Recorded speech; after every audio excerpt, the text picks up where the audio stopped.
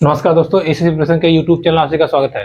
दोस्तों, हम लोग सीटेट 2023 ईवीएस अर्थात पर्यावरण के बारे में पढ़ रहे थे, जिसमें हम लोगों ने एनसीईआरटी क्लास 4 एनसीईआरटी की जो पुस्तक है कक्षा 4 की, उसमें से बनने वाले प्रश्नों को हम लोग देख रहे थे। ठीक है, कल की वीडियो में हम लोगों ने काफ़ी सारे टॉपिक्स को पढ़ा, उस पर चर्चा किया जो एग्जाम के पॉइंट ऑफ व्यू से बहुत इंपॉर्टेंट है। आज की वीडियो में भी हम लोग कंप्लीट करेंगे और आज हम लोग क्लास 4 की पुस्तक को पूरा समाप्त कर देंगे। ठीक है, तो चलिए शुरू करते हैं। देखिए, अब यहाँ पे जो टॉपिक स्टार्ट होने वाला है वो है पानी से संबंधित। ठीक है, पानी से संबंधित। देखिए, पहली चीज, अगर शुद्ध पानी है, पीने लायक पानी है तो पीने से कोई दिक्कत नहीं है। लेकिन अगर आप दूषित पानी पीते हो तो आपको कोई बीमारी हो या ना हो या बाद में हो, लेकिन आपको उल्टी उल्टी और दस्त उल्टी और दस्त ये जरूर हो जाएगा। ठीक है, यानी कि जनरली देखा जाए जब भी दूषित पानी या गंदगी भरा पानी जब पीता है कोई व्यक्ति तो उस उल्टी और दस्त उसको जरूर हो जाता है। ठीक, तो उल्टी दस्त जब हो जाएगा तो आप जब भी कुछ खाना पीना खाएंगे ना तो पचेगा नहीं, उल्टी हो जाएगी। दवा भी खाएंगे तो भी उल्टी हो जाएगी, तो इसमें समस्या हो जाती है। तो इसके लिए एक तो अगर आप बराबर उल्टी दस्त होती रहेगी तो बॉडी का पानी निकल जाएगा, डिहाइड्रेशन हो जाएगा, जिसकी वजह से शरीर एकदम लूज हो जाएगा। ठीक है, और यहाँ तक कि अगर ज़्यादा डिहाइड्रेशन हो जाएगा तो आपकी मौत भी हो सकती है। इसी के लिए जब उल्टी दस्त हो जाए या दूषित पानी पीने से ऐसा हो जाए तो हमेशा पानी में नमक नमक चीनी नमक चीनी, ठीक है, ऑब्लिक में समझिएगा प्लस है, नमक चीनी प्लस पानी, नमक चीनी प्लस पानी, इसका घोल बना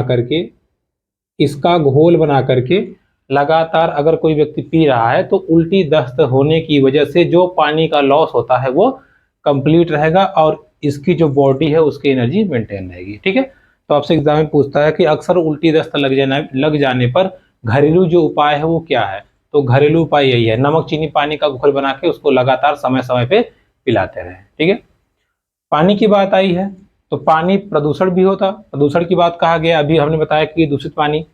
तो यहाँ पर कुछ जगह है, जैसे आपका है, एक मिनट, हाँ देखिए उल्टी दस्त। ठीक है, अब इसके बाद देखिए जगह है, जैसे आंध्र प्रदेश में है नल्ला मंडा और बाजार गांव। देखिए नल्ला मंडा और इधर बाजार गांव, बाजार गांव। देखिए बाजार गांव कहाँ है, महाराष्ट्र में, और नल्ला मंडा आपका कहाँ है, आंध्र प्रदेश में। कहाँ है, आंध्र प्रदेश में। ठीक है, ये दो जगह ऐसी है जहां आज की स्थिति के हिसाब से चलें तो पानी क्या है, पानी खत्म होने की कगार पर है। ठीक है, या यहाँ पर पानी समाप्त हो रहा है। ठीक, नला मंडा आंध्र प्रदेश और बाजार गांव, आपकी किताब में ये दो जगह का जिक्र आया है जहां पर पानी खत्म होने की कगार पर है। साथ ही साथ होलगुंडी, ये तीनों नाम ध्यान रखिएगा। साथ ही साथ होलगुंडी जो कि कहाँ है, ये कर्नाटक में है, होलगुंडी गांव का नाम है, ये कर्नाटक में है। यहाँ पर बच्चों द्वारा भीमा संघ बनाया गया है। क्या बनाया गया है, बच्चों द्वारा भीमा संघ। अब इसकी कहानी सुनिए। देखिए हुआ क्या था कि इस गांव में पानी कमी थी और ऊपर जो टंकी बनी थी वो पहाड़ी पर थी। तो बच्चों ने कहा पानी की कमी क्यों है, तो बड़े लोगों ने बताया कि टंकी में पानी टिकता नहीं है इसलिए। तो बच्चे खुद गए पहाड़ी पर, वहां उन्होंने देखा टंकी फट गई थी, दरारें हो गई थी, टंकी में काई जमा था। तो पहले काई को साफ किया, दरारों को उन्होंने सीमेंट से भरा, चारों तरफ अच्छे से बांध बनाए, और फिर जब बारिश हुई तो टंकी में पानी इकट्ठा होने लगा और उनके गांव में फिर पानी की कमी नहीं हुई। ठीक, तो भीमा संघ बच्चों द्वारा बनाया गया संघ था जो कि होलगुंडी गांव में कर्नाटक में। ठीक है, और किस लिए था, ये सिर्फ और सिर्फ संघ जो संघ था पानी को बचाने के लिए या पानी सुरक्षित करने के लिए था। क्लियर है, चलिए आगे बढ़ते हैं। देखिए इसके बाद में पानी की बात आई है। अब देखिए पेड़ पौधों के रेस्पेक्ट में देखा जाए तो जो जड़ें होती हैं देखिए पिछले साल प्रश्न पूछा हुआ था, जड़ों का जो कार्य है, जड़ों का कार्य है, पहला कार्य है ये है कि जल प्लस खनिज लवण, जल प्लस खनिज लवण, इसका ये क्या करते हैं, अवशोषण करते हैं। ठीक है, कूट में पूछा था इसलिए सब कुछ जानना जरूरी है। साथ ही साथ जड़ पौधों को सहारा देते हैं। ठीक है, पौधों को या पेड़ को कैसे कह लीजिए, पेड़ को सहारा देते हैं। जैसे उदाहरण के लिए बरगद का पेड़, देखिए बरगद का पेड़ आप देखे होंगे ऐसे बहुत विशाल होता है और उसकी शाखाओं से ऐसे लंबी लंबी शाखाएं ऐसे लटकी रहती हैं। ठीक है, वो सांप के जैसे ऐसे ऐसे लटका रहता है और कभी कभी वो ऐसे जमीन में जाकर धंस जाता है। ठीक, मतलब समझिए आप, यहाँ अगर अगर अगर देखिए ये अगर पेड़ है तो यहाँ से शाखाएं निकलेंगी और ऐसे जमीन में जाकर धंस जाएंगी। मतलब ये एक तरह से ये जो पूरा भार है, अगर ये तना नहीं संभाल पाता तो ये जड़ें ऐसे बहुत सारी जड़ें निकल निकल के पृथ्वी से अंदर घुस करके उसको संभाले रहती हैं। ठीक, तो जड़ों का काम क्या होता है, जड़ों का एक काम ये भी है पौधों को सहारा देना। ठीक है, खनिज लवण तो देते ही है, साथ साथ पौधों को ये सहारा भी देते हैं। ठीक, ध्यान रखिएगा। ठीक, चलिए आगे बढ़ते हैं। अब देखिए एक बहुत ही इंपॉर्टेंट पौधा है, उसको समझना है, रेगिस्तानी ओक। रेगिस्तानी ओक, देखिए रेगिस्तानी ओक की बात करें, नाम से ही रेगिस्तान लग रहा है, तो ये कहाँ पाया जाता है, ऑस्ट्रेलिया में। और ऑस्ट्रेलिया प्यासी भूमि का देश है। ठीक है, यहाँ पानी की कमी है, ऑस्ट्रेलिया में पाया जाता है रेगिस्तानी ओक। इसकी मोटाई लगभग 10 मीटर होती है। 10 मीटर मतलब दीवार के बराबर। ठीक है, इतना मोटा होता है 10 मीटर। और इसकी जो जड़ें होती हैं वो 30 गुना, 3 नहीं 30, 30 गुना अंदर तक रहती हैं। ठीक है, 30 गुना अंदर तक। और कब तक, जब तक इनको पानी न मिल जाए। ठीक है, जब तक इनको पानी न मिल जाए। साथ ही साथ इसके तने में, इसका जो मोटा तना होता है, तने में पानी भरा रहता है, पानी भरा रहता है। ठीक है, जब लोगों को पानी नहीं मिलता तो लोग पाइप डालकर पानी को पीते हैं। ठीक है, देखिए रेगिस्तानी एक ऑस्ट्रेलियाई पौधा है, पेड़ है, जिसकी तने की मोटाई जो होती है या लंबाई कह लीजिए 10 मीटर, मतलब ये जितना बड़ा मकान है 10 मीटर ऊंचा ये पेड़ होता है। जितना ऊंचा पेड़ होता है उसका 30 गुना तक जड़ अंदर जाती है। मान लीजिए 10 मीटर है तो 10 में 30 का गुणा कर 300 मीटर तक अंदर जाती है, और तब तक अंदर जाएगी जब तक उसको पानी नहीं मिल जाएगा। ठीक है, और ये पानी को खींच करके बाहर लाएगी और तने में इकट्ठा कर देगी, और जब तने में इकट्ठा कर देगी तो लोग वहां से पाइप डाल के पी लेते हैं। क्लियर है, ध्यान रखिएगा। ठीक है, समझने के लिए यहां समझ सकते हैं। देखिए हम बात कर रहे थे रेगिस्तानी ओक की, रेगिस्तानी ओक ये एक ऑस्ट्रेलियाई पेड़ है। देखिए अब इस पेड़ की तने की मोटाई मान लीजिए ये है। ठीक है, ये मोटाई कितनी है इसकी, 10 मीटर मान लीजिए, 10 मीटर। अब इसकी जो जड़ें होती हैं, इसकी जो जड़ें होती हैं, जड़ें ये समझिए 300 मीटर, 300 मीटर गहरी, यानी कि 30 गुना गहरी होती हैं, और तब तक अंदर जाएंगी जब तक इनको पानी न मिल जाए। और फिर ये पूरा पानी खींच खींच के कहाँ लाएंगी, खींच खींच के लाके तने में यहाँ भर देंगी। ठीक है, यहाँ भर देंगी, और लोगों को जब प्यास लगता है तो लोग पाइप डाल के, यहाँ कट मार के पाइप डाल के यहाँ से पानी पीते हैं। ठीक है, ये आप ध्यान रखिएगा। तो आपसे पूछता है कि कौन सा ऐसा पौधा है जो रेगिस्तान में होता है लेकिन वहां पे लोग पानी की कमी होने पर तने को छील के या छेद करके पाइप डाल के पानी पीते हैं। तो ये है रेगिस्तानी ओक, कहाँ पाया जाता है, ऑस्ट्रेलिया में। ठीक है, ध्यान रहेगा। चलिए आगे बढ़ते हैं, इसको थोड़ा मिटा दें फिर आगे बढ़ते हैं।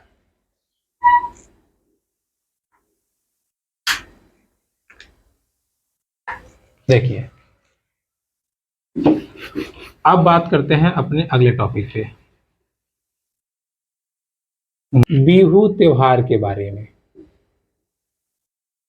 बिहू ये थोड़ा सा बिहू त्योहार, ठीक। देखिए पहली चीज, बिहू त्योहार असम का त्योहार है। कहाँ का? असम का त्योहार है, ठीक है। बिहू त्योहार कहाँ का त्योहार है? असम का त्योहार है। एक मिनट, ये चल नहीं रहा है थोड़ा सा, ठीक है। कहाँ का त्योहार है? असम का। असम का त्योहार है। ये जनरली अगर देखा जाए तो 14 या 15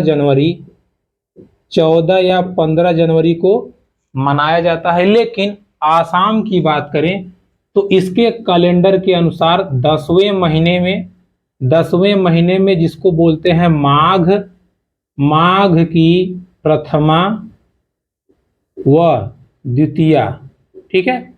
माघ की प्रथमा व द्वितीया को मनाया जाता है। क्लियर हुआ? ध्यान समझिएगा, बिहू त्योहार असम में मनाया जाता है। हमारे हिसाब से चले तो 14-15 जनवरी को, अगर असम के कैलेंडर के हिसाब से चले तो 10वें महीने को बोलते हैं माघ प्रथमा या द्वितीया, मतलब माघ महीने के पहली तारीख को या दूसरी तारीख को यह त्योहार मनाया जाता है। 2 दिन मनाया जाता है, ठीक है। अब देखिए इसमें जो पहले दिन होता है, पहले दिन, पहले दिन को क्या बोलते हैं? पहले दिन को बोलते हैं उरुका। क्या बोलते हैं? उरुका। इस दिन लोग अस्थाई घर बनाते हैं। अस्थाई घर मतलब जिसको बाद में तोड़ फोड़ देंगे। अस्थाई घर बनाते हैं जिसको क्या बोलते हैं? भेला घर। क्या बोलते हैं? भेला घर, ठीक है। अब इस घर में बोरा नामक चावल पका के खाते हैं, ठीक है। पकाकर खाते हैं, बोरा नामक चावल पका करके खाते हैं। क्लियर हो गया? उसके बाद में अगले दिन नेक्स्ट डे यानी कि दूसरे दिन क्या करते हैं? भेला घर को जला देते हैं। भेला घर को जला देते हैं। क्लियर? ठीक है, ध्यान समझ लीजिए। देखिए बिहू त्योहार के बारे में बात करें तो बिहू त्योहार असम का त्योहार है जो 14 या 15 जनवरी को मनाया जाता है, लेकिन आसामिया कैलेंडर के हिसाब से यह त्योहार माघ यानी कि 10वें महीने में प्रथमा या द्वितीय तारीख को होता है। पहले दिन लोग उरुका कहते हैं पहले दिन को, और उस दिन अस्थाई घर बनाते हैं जिसको बोलते हैं भेला घर। उस घर में पके हुए चावल पकाए जाते हैं जिसका नाम है बोरा। बोरा चावल खाया जाता है और दूसरे दिन घर को जला देते हैं। क्लियर? तो ये त्योहार कहाँ का फेमस त्योहार हो गया? बिहू त्योहार हो गया असम का। ठीक, चलिए आगे बढ़ते हैं। देखिए खाने पीने की बात आई है तो एक हम लोगों में टॉपिक हम लोग को जानना है मिड डे मील। ठीक है, mid day meal, mid day, ये यहाँ रहेगा डे, मिड डे मील। ठीक है, यानी कि जो इस समय बच्चों को खाना दिया जाता है, मिड डे मील परियोजना जो स्टार्ट हुआ था वो 1995 से कक्षा 1 से लेकर 8 तक के बच्चों को खाना देना है, या 1 से 8 तक के बच्चों के लिए एक टाइम का भोजन, पका पकाया भोजन, शुद्ध भोजन उनको मिलना चाहिए, जो कि हमारी सरकार ने कब शुरू किया था? 1995 में। ठीक है, मिड डे मील कब शुरू हुआ था? 1995 में। क्लियर? चलिए आगे बढ़ते हैं। देखिए इसके बाद में लंगर। लंगर जो है ये गुरुद्वारे में खाया जाता है, जैसे कि भंडारा जो बोलते हैं गुरुद्वारे में, जो कि अमृतसर में है। जब आप जाएंगे पंजाब अमृतसर में तो वहाँ पे लंगरों में खाना खिलाया जाता है। ऐसे मतलब बहुत सारे लोग एक साथ बैठ के खाना खाते हैं। तो भोजन की बात आई थी, हमने यहाँ पे कवर कर दिया। ठीक है, इसका स्क्रीनशॉट ले लीजिए, फिर आगे बढ़े। चलिए आगे बढ़ते हैं और आगे की चीजों को हम समझते हैं। ठीक है, देखिए अब अगला जो टॉपिक आपका है वो कारीगरी संबंधित है। जैसे साड़ी की बुनाई होती है कहाँ? पोचमपल्ली। पोचमपल्ली जगह है और ये जगह कहाँ है? आंध्र प्रदेश में, जो कि अब तेलंगाना हो चुका है। ठीक है, तो तेलंगाना ऑप्शन में रहेगा तो वो भी सही है, आंध्र प्रदेश रहेगा तो वो भी सही है। पोचमपल्ली एक बुनाई की कला है, मतलब साड़ी की बुनाई की कारीगरी की कला है, जो बहुत ही फेमस है, पूरे भारतवर्ष में फेमस है। और ये कलाकारी कहाँ है? तेलंगाना में। ठीक, जैसे पोचमपल्ली फेमस है वैसे ही कुल्लू की साल फेमस है। कुल्लू की साल, कुल्लू मनाली, कुल्लू के साल फेमस हैं। कश्मीरी कढ़ाई फेमस है, कश्मीरी कढ़ाई। कढ़ाई मतलब यहाँ ये मत समझिएगा, ठीक है, मतलब क्या कहते हैं वो पकाने वाली नहीं, कढ़ाई मतलब साड़ी की कढ़ाई, ठीक है। हाँ, एक चीज़ और ध्यान रखिए, जो हमने अभी आपको जो बिहू त्योहार के बारे में बताया था, जो चावल पकाया जाता है वो ताओ, ताओ में पकाया जाता है। ताओ मतलब होता है कढ़ाई, ठीक है, या कढ़ाई, ये आप ध्यान रखिएगा, ठीक है, थोड़ा छूट गया था। चलिए, तो पोचमपल्ली कारीगरी कहाँ है? तेलंगाना में। कुल्लू की साल बहुत फेमस है, और कश्मीरी कढ़ाई बहुत फेमस है, ठीक। उसके बाद में आपको दो चीजें और हैं, एक मधुबनी पेंटिंग जो आपको हम बता चुके हैं, और एक असम की सिल्क, असम की सिल्क, असम की सिल्क, ठीक है। और मधुबनी पेंटिंग, मधुबनी पेंटिंग कहाँ है? मधुबनी पेंटिंग की बात करें तो आप आराम से जाते हैं, कल ही मैंने आपको बताया था कहाँ है ये, बिहार में, ठीक है। क्योंकि इनका तो नाम में ही है असम की सिल्क, मतलब असम में, असम में सिल्क फेमस है, कश्मीर की कढ़ाई फेमस है, कुल्लू के साल फेमस है, और उसके बाद में मधुबनी जो पेंटिंग है वो बिहार की, और पोचमपल्ली कहाँ है? तेलंगाना राज्य का, ठीक है। देखिए, इसके बाद में आबू धाबी, ठीक, आबू धाबी, ये चल क्यों नहीं रहा, रुकिए एक सेकंड। तो देखिए, आबू धाबी में आपको बताते हैं। देखिए, आबू धाबी जैसे एक आप कह सकते हैं सूखा देश है, सूखा मतलब रेगिस्तानी देश है, वहाँ पर पानी की बहुत किल्लत है, ठीक है, पानी की बहुत किल्लत है। कहाँ पे? आपका ये आबू धाबी में, ठीक है। देखिए, आबू धाबी में, देखिए, आबू धाबी में जो रुपया होता है उसको बोलते हैं दिरहम, मतलब हमारे यहाँ जो पैसा होता है, रुपया होता है, उनके यहाँ पैसा को बोलते हैं दिरहम। वहाँ पेट्रोल, पेट्रोल सस्ता है। किससे सस्ता है? पानी से, क्योंकि रेगिस्तानी इलाका है ना, वहाँ पेट्रोल सस्ता है पानी से, मतलब पानी महंगा है, पेट्रोल सस्ता है।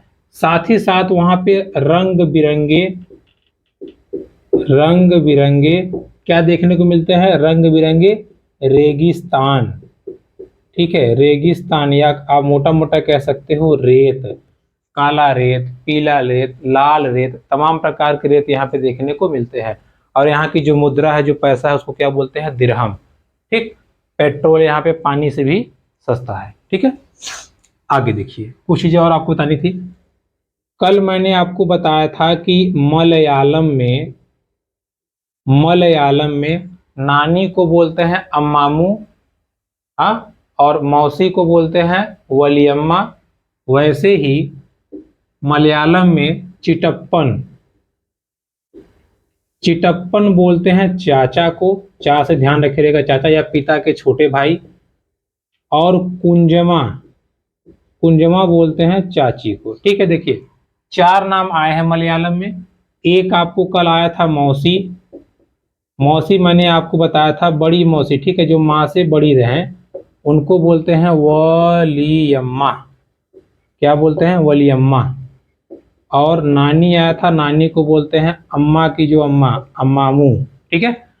मलयालम में चिटप्पन को चाचा, कुंजमा को चाची, मौसी या बड़ी मतलब कि माँ की बड़ी बहन को वलियम्मा, नानी को अम्मामू, ये शब्द बोले जाते हैं, ठीक है। आगे बढ़ जाएं। देखिए, अब यहाँ पे देख ही रहे हैं तो आप, लद्दाख में देखिए, लद्दाख में पिताजी को बोलते हैं अब्बाले, ठीक है, अब्बाले, आबा लिख दीजिए, ले से लद्दाख, अब्बाले। माता को बोलते हैं अम्माले, क्या बोलते हैं? ले से लद्दाख, समझे, ले है लद्दाख, उसका पूरा नाम ही है। और मेमेले, मेमेले बोलते हैं दादाजी को, बस दादी का नाम नहीं है, यही तीन नाम आया है ले लगा के, ठीक है। या ले लगा के जहां आएगा समझ जाइएगा लद्दाख की बात की जा रही है, ठीक। और लद्दाख में स्कीटपो पुल गांव है एक, वहीं पे ये बोला जाता है, ठीक है। कौन सा गांव है? स्कीटपो पुल, स्कीटपो पुल गांव है, जहां पे पिताजी को अब्बा ले, माताजी को अम्मा ले, और दादाजी को मेमे ले बोला जाता है। ठीक है, चलिए आगे बढ़ते हैं। कहाँ गया? अच्छा, मिटाने के लिए। देखिए यही देख लिए, छोड़िए। केरल में बहुत सारे मसाले देखने को मिलते हैं, तो मसालों का बगीचा कहा जाता है इसको।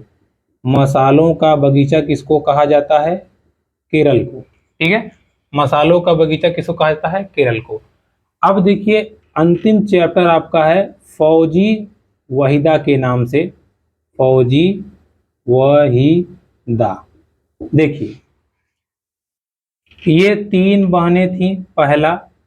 दूसरा, ये नौसेना में डॉक्टर हैं, नौसेना में पहली महिला डॉक्टर हैं, इसलिए बहुत फेमस है। ठीक है, 3 बहन हैं ये, और ये नौसेना में क्या है? डॉक्टर हैं। साथ ही साथ इन्होंने बताया था कि परेड में, सेना की परेड में 36 निर्देश दिए जाते हैं। ठीक है, कितने निर्देश? 36। जैसे कहते हैं शादी में 36 गुड़ मिलेगा तब काम होगा, वैसे ही परेड में 36 निर्देश, जैसे आगे मुड़, पीछे मुड़, दाएं बाएं, इस प्रकार के 36 निर्देश दिए जाते हैं सेना में, और जब तक आपको नहीं आएगा आप सैनिक नहीं मारे जाएंगे। ठीक है, तो दोस्तों ये थी आज की क्लास, जिसमें हम लोगों ने एनसीईआरटी क्लास 4 की बुक को कवर कर लिया है। वीडियो पसंद आए तो प्लीज लाइक, कमेंट या सब्सक्राइब माय यूट्यूब चैनल। अब कल से हम लोग क्लास 5 की बुक को कवर करेंगे। धन्यवाद।